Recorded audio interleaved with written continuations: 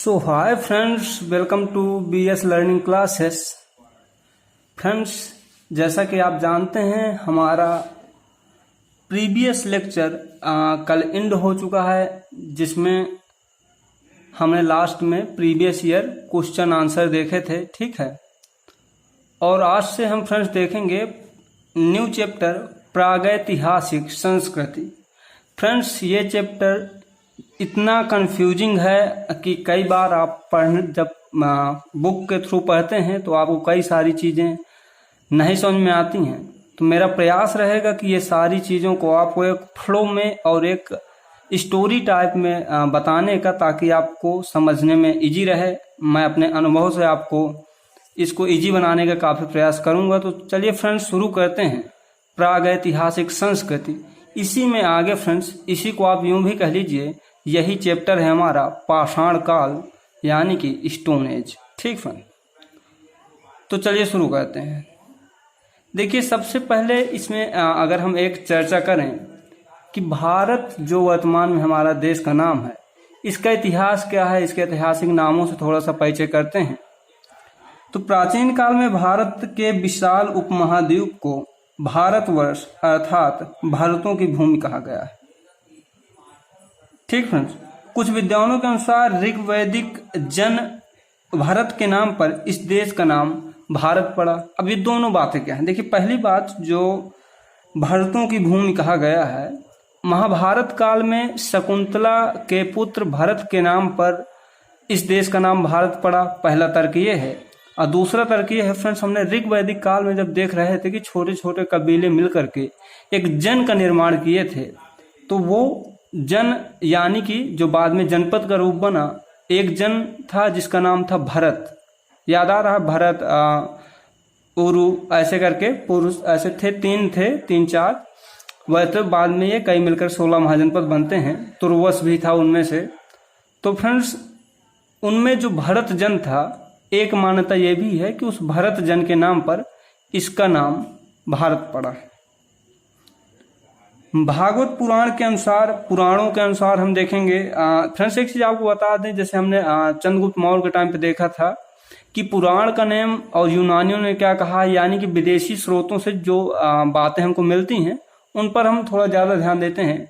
देखिए, विदेशी स्रोतों को इसलिए मान्यता ज्यादा मिलती है क्योंकि कोई भी अगर अदर आदमी हमारे कल्चर के बारे में लिखता है तो काफी हद तक निष्पक्ष रूप में लिखता है, इसलिए वो मानना आवश्यक हो जाता है। और दूसरा, हम अपने पुराणों में देखते हैं कि तत्कालीन भारतीय समाज में उस चीज को कैसे दर्शाया गया है। तो दोनों को एक कंपैरेटिव रूप से देखने पर न्याय करना आसान हो जाता है कि कौन सी बात ज्यादा तर्क संगत है। ठीक फ्रेंड्स, तो भागवत पुराण के अनुसार इस देश को अजनाभ वर्ष की संज्ञा दी गई है। किसकी? अजनाभ वर्ष। और अगर ये देखें कि भारतवर्ष का प्रथम अभिलेखी साक्ष्य कौन सा है, तो फ्रेंड्स वो है हाथी गुम्फा अभिलेख, जिसमें पहली बार भारत का नाम मिला है। अभिलेखी साक्ष्य कौन सा है? तो हाथी गुम्फा अभिलेख। प्राचीन साहित्यों में भरत भूमि को जम्बू द्वीप का दक्षिणी भाग कहा गया। अब ये पहले फ्रेंड क्वेश्चन आता है कि जम्बू द्वीप क्या है। तो देखिए, जिसको आप वर्तमान में एशिया महाद्वीप कहते हैं, इसको प्राचीन समय में जम्बू द्वीप की संज्ञा दी जाती थी। तो जम्बू द्वीप के दक्षिणी भाग में आज भी अगर आप देखेंगे तो एशिया महाद्वीप के दक्षिणी हिस्से में भारत पड़ता है।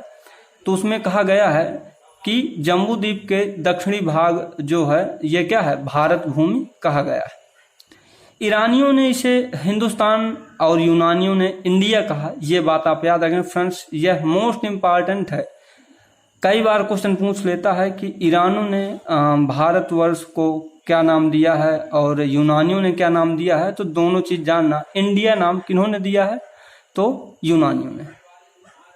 नेक्स्ट आते हैं ह्वेनसांग। आपको पता है ये चीनी यात्री, विदेशी यात्री थे और ये हर्षवर्धन के समय भारत आए थे।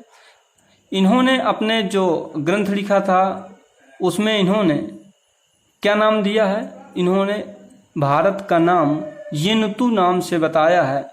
तो ये चाइनीज यात्री थे, चाइना के एक प्रदेश के रूप में अगर बात की जाए कि प्रथम उल्लेख कहाँ मिलता है, तो फ्रेंड्स 6 BC के आसपास पाणिनि जो जिनका ग्रंथ अष्टाध्यायी है, उन्होंने सर्वप्रथम इसका एक प्रदेश के रूप में उल्लेख किया है। तो आई होप इस बात को आपको समझ में आया होगा कि भारतवर्ष का नाम कैसे पड़ा। अब नेक्स्ट देख लेते हैं फ्रेंड्स इसका इतिहास क्या है। तो देखिए इतिहास शब्द में ही सारी कुछ बात है। इति प्लस आ प्लस हास इतिहास का विच्छेद है और इसका शाब्दिक अर्थ होता है फ्रेंड्स ऐसा निश्चित रूप से हुआ। हेरोडोटस जो यूनान के पहले इतिहासकार एवं भूगोलवेत्ता थे, उन्होंने सबसे पहले हिस्ट्री शब्द का प्रयोग किया इतिहास के लिए और इन्होंने एक प्रसिद्ध पुस्तक हिस्टोरिका की रचना की। अतः हेरोडोटस को एक रोमन दार्शनिक थे सिसरो, उन्होंने फादर ऑफ हिस्ट्री अर्थात इतिहास का पिता कहा। फ्रेंड्स क्वेश्चन ये भी पूछ चुका है कि इतिहास का पिता किसको कहा जाता है, तो हेरोडोटस को। ठीक, भूवैज्ञानिकों के अनुसार पृथ्वी पर जीवन का आरंभ 3.5 अरब वर्ष पहले हुआ। अब हम धीरे धीरे मानव विकास के क्रम की बात करेंगे, बड़ा इजी समझेंगे कि आखिर मानव विकास का क्रम कहाँ से आता है। पहले इसलिए मैंने भारत बता दिया कि भारतवर्ष कहाँ से आया, फिर इतिहास शब्द का क्या अर्थ है, इतिहास का पिता किसे कहा जाता है। अब धीरे से देखते हैं पृथ्वी पर जीवन का आरंभ कैसे हुआ, मानव को उद्भव कैसे हुआ, सर्वप्रथम कहाँ आया, भारत में सर्वप्रथम कहाँ आया। एक जिज्ञासा भी रहती है और एग्जाम में क्वेश्चन तो आते ही हैं। तो चलिए देखते हैं। पृथ्वी पर जीवन का आरंभ 3.5 अरब वर्ष पहले हुआ, ये वैज्ञानिक मानता है। आधुनिक विज्ञान के अनुसार जीवों का विकास क्रम क्या था, तो ये विकास क्रम के अनुसार मान्यता है कि पृथ्वी पर सबसे पहले मछली, तत्पश्चात मेढक, फिर सरीसृप और फिर मानव का उद्भव होता है। आधुनिक मानव का विकास जो होता है वो नूतन काल में होता है। यह नूतन काल वैसे तो 8 करोड़ वर्ष पहले से इसका शुरू होता है, लेकिन यहाँ मैंने 40,000 वर्ष इसलिए लिखा है कि नूतन काल भी कई भागों में विभाजित है। तो जो आधुनिक मानव जिस समय आया वो टाइम पीरियड इसके आसपास है और आधुनिक मानव को हम लोग होमो सेपियंस की संज्ञा देते हैं। नाम आपको सुना सुना लग रहा होगा, जी हाँ, होमो सेपियंस ही आधुनिक मानव। ठीक, प्रागैतिहासिक संस्कृति को 3 भागों में बांटा गया है। एक पूरा पाषाण काल, एक मध्य पाषाण काल, एक नवपाषाण काल। और पूरा पाषाण काल को भी 3 भागों में बांटा गया है। देखिए सबसे बड़ा कंफ्यूजन ये होता है कि हम ये नहीं समझ पाते कि ये निम्न पूरा मध्य पूरा कहाँ से आते हैं।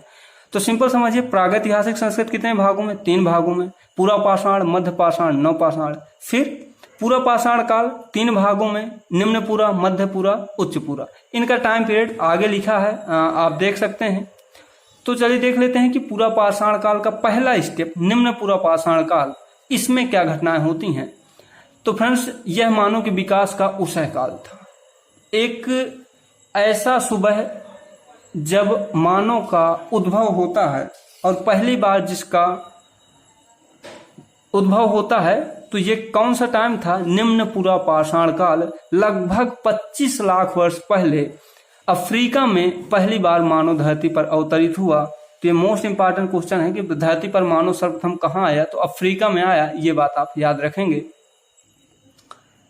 भारत में मानव विकास के अद्यतन साक्ष्य की अगर बात करें कि भारत में मानव सर्वप्रथम कहाँ आया, तो शिवालिक पहाड़ियों में इस चीज का जो अभिनूतन युगीन निक्षेप मिले हैं, जिन्हें रामापिथेकस कहा जाता है। अब आपके सामने 2 बातें आ रही होंगी, एक कि होमो सेपियंस फिर क्या था और रामापिथेकस क्या था।